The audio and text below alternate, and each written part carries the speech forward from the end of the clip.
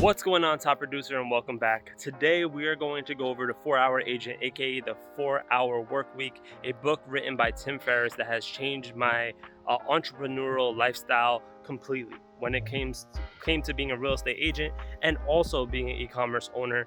And there's a lot of principles that I've pulled from this book, so we're gonna break those principles down and how you can apply it to being a real estate agent. And we're currently standing in front of the Locust property. This house has transformed completely. We're only about halfway done with the reno. However, it's coming along great. If you've actually seen this house in earlier videos, there's a lot of work that has been done, but there's still a lot more work that has to be done before we can get this one on the market. If you like the shooting style, let me know in the comments below. We've taken more of a documentary approach where we're actually going through our day as real estate entrepreneurs and also e-commerce owners, right? And we're showing behind the scenes, but on top of that, we're also educating and bringing value in that sense as well. So if you like that, let me know in the comments below, and let's dive into the first principle. But before we do that, I gotta get back to work so they don't think I'm slacking off too much, but then I'll come back with that first principle in a little bit. All right, so we just got back. We have a situation with one of the drains, so we were focusing on that. Compounding is taking a long time, but guess what, guys? It's all good. It's something that we're gonna figure out. So let's dive into the first principle. The first principle is the 80-20 Pareto principle, right? So Tim Ferris loves this principle. It's something that he bases his whole life on. And what it states is that 20% of your efforts are going to lead to 80% of your results. So you want to focus on maximizing that 20% of your business that's leading out, right? So this is based on a principle or a philosophy by the Pareto principle, right? So basically he had a pea pod garden and 20% led to 80% of his yield. And he started noticing in other aspects, right, of the world that this principle applied to, right? So Tim Ferris did this on his life. A lot of people have done this on their life, where they basically do an analysis of what's going on in their situation, in their business, in their life, that the 80-20 principle can apply to, right? So 20% of the agents lead to 80% of the listings or the inventory on the market, right? And 80% of the market or agents are fighting for 20% of the market, right? So we can apply this to many different things. It's even 10-90, right? Or 90-10, right? Like the top 10%, the top 1%, right? And I wanted to do a quick analysis on my business as well. So after I read this chapter in the book where he breaks down the 80-20 principle, I wanted to know what was the 20% of my actions that were leading to 80% of the results that I had, right? And back in this day, I didn't really have a method to my madness, right? I didn't really have a buyer's presentation when I went out and work with buyers. I would just get a lead and I would just meet them at the property. I didn't pre-qualify them. I didn't really have any filtering systems or any of those things set in place. I would just meet with people, and then hopefully they would close, or hopefully we would hit it off and they would work with me exclusively. I realized that a lot of that time was wasted, right? So I would meet with someone, they weren't qualified. Even if we did put an offer, they weren't qualified to even buy the house sometimes. And I wasted a lot of time not really doing the proper work. And I know that a lot of agents in this market are currently doing the same thing. So with that being said, after I did this analysis, I also realized that the top 20% that was leading to 80% of my results was I was getting listings, right? So I started getting listings around 2 years into my business, where I was starting to actually generate some listings. I wasn't getting a lot, but they were leading to about 80% of my revenue, right? So the top 20% was listings and working with buyers over 500,000, because they were a lot easier and they usually knew what they were, had to do, right? They weren't like necessarily always new to the process, or they were willing to come to a buyer's presentation. So what I did was I started creating a filtering system with some automations, which we're going to go into in the future. But I realized that, hey, I'm only going to work with buyers over 500,000, and I'm going to focus a majority of my time trying to get listings, right? So maximizing that 20%. Once I did that, I went from 6 figures to multi-6 figures, because I started focusing on the high yield activities rather than focusing on just showing everybody and working freaking 10 hours a day, just being like Batman, wasting gas and driving around like crazy in my car, just trying to meet with as many buyers as possible, and then letting a bunch of them fall through the cracks because I didn't have a follow-up game because I was too busy trying to find the next opportunity rather than maximizing the relationship, right? So how I applied the 20 principle to my business was, I was like, all right, I need to get a buyer's agent or someone that I'm going to hand buyers to that are interested in purchasing co-ops, right? Or anything under 500,000. Anything over 500,000, I was willing to work myself.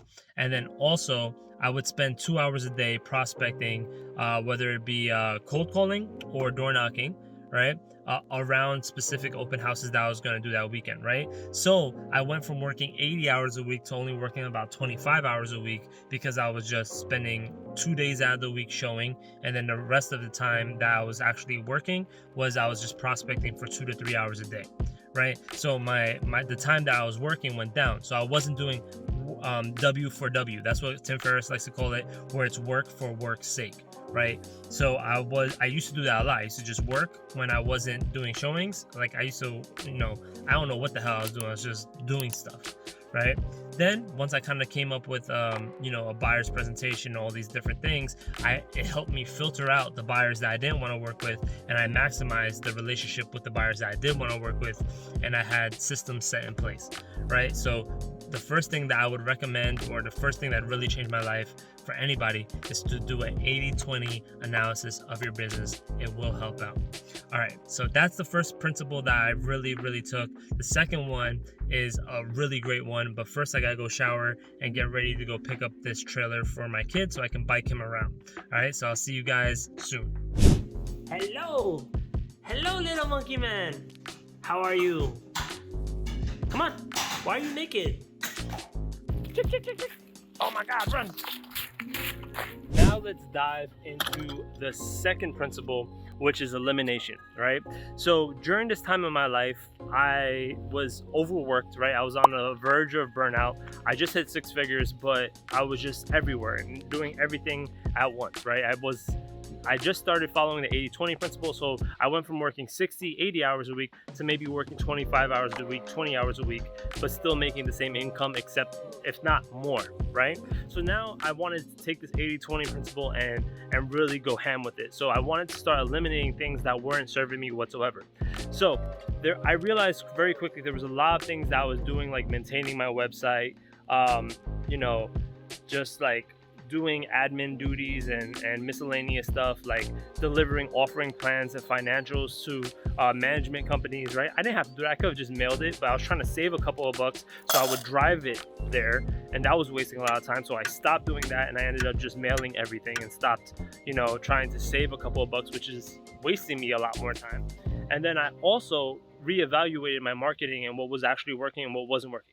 One thing that was really working for me was open houses, door knocking around open houses, and door knocking around expireds and door knocking expireds, right? So I realized that was the key to a majority of my business. What wasn't was for sale by owners. I wasn't good at for sale by owners until maybe year 5 or 6 into my business, or where I got more opportunities to do for sale by owners. But expireds and geo calls were my jam. So what I decided to do was, instead of calling throughout the whole morning and whole day, I used to call from maybe 9 a.m. to 1 p.m., right? But a majority of the time, no one was answering the phone. So I realized I was getting a lot of conversations during the morning time. So what I would do is I would just wake up earlier, right? And instead of starting my day at 10, I was starting my day at 8, and I was done by 10 because I would just do my expired calls in the morning.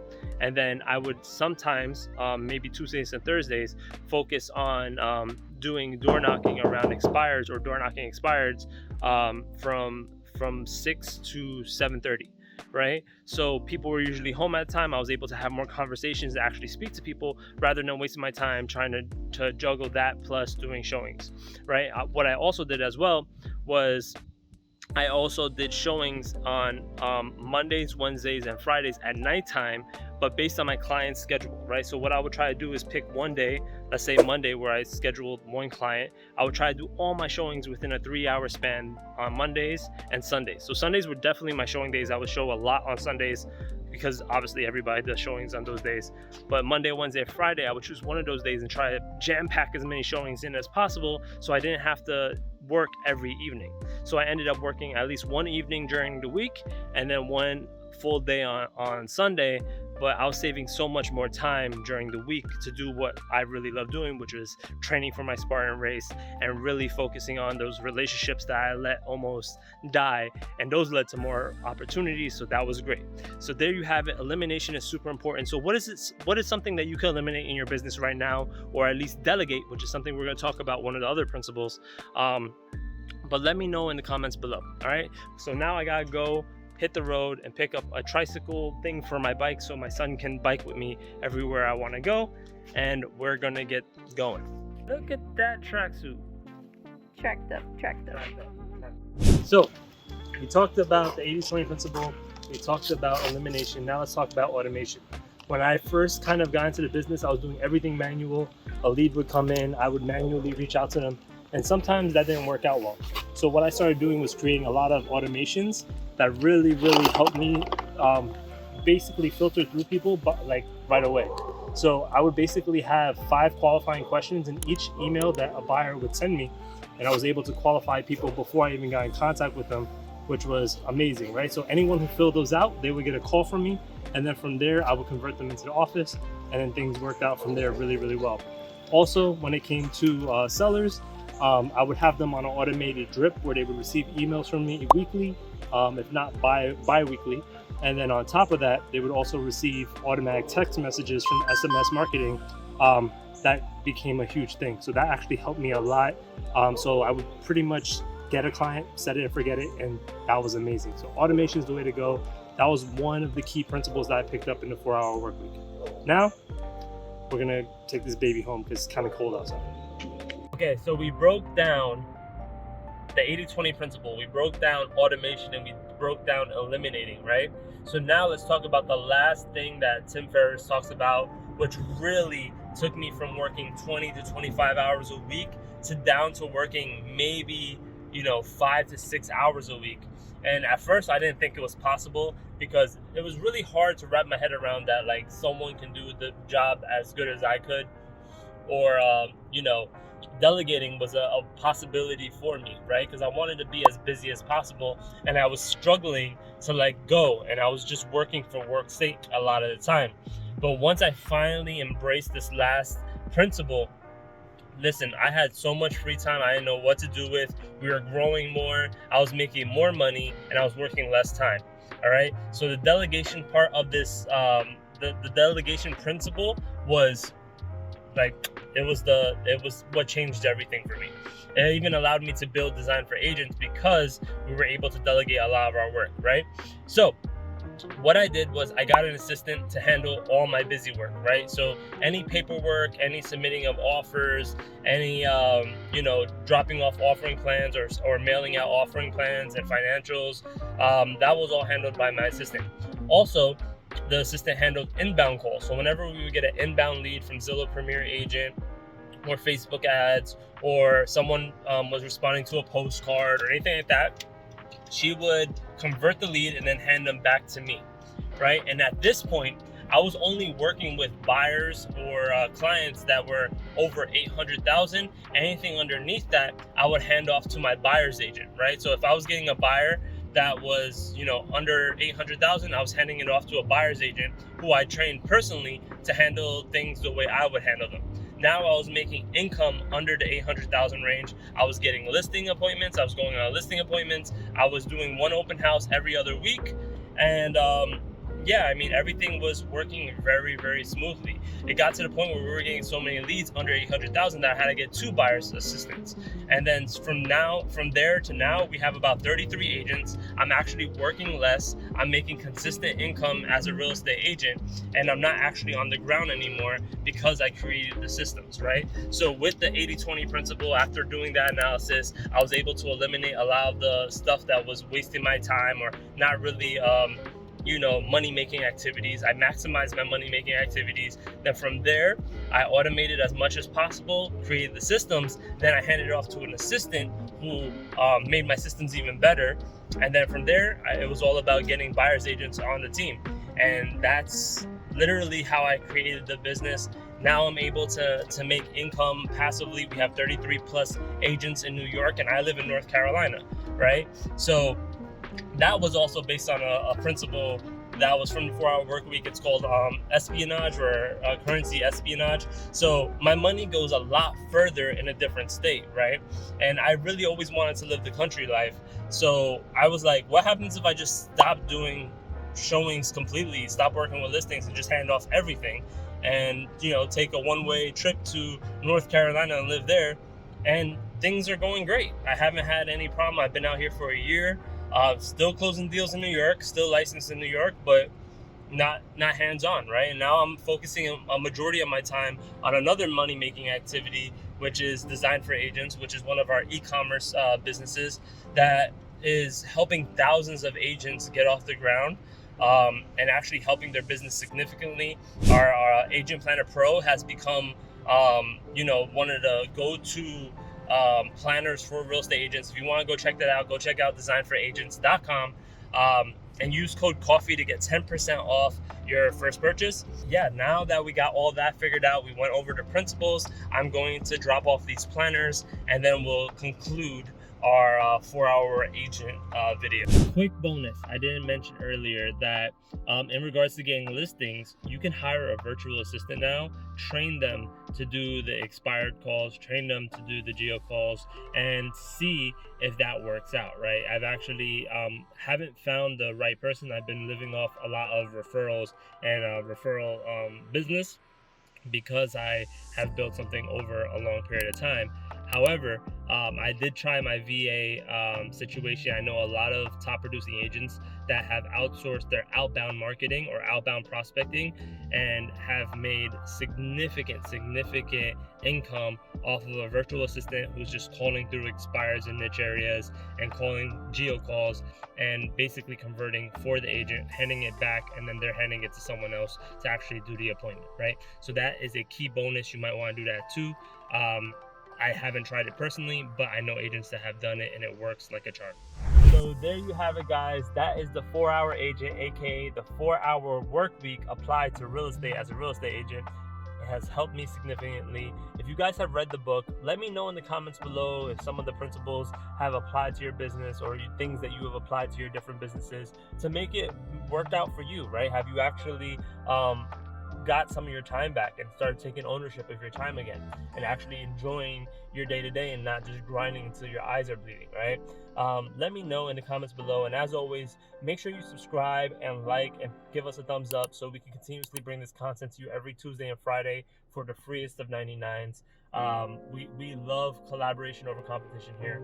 So with that being said, I want to wish you many happy clients, many accepted offers, and a whole lot of closings. So I'll see you guys in the next video.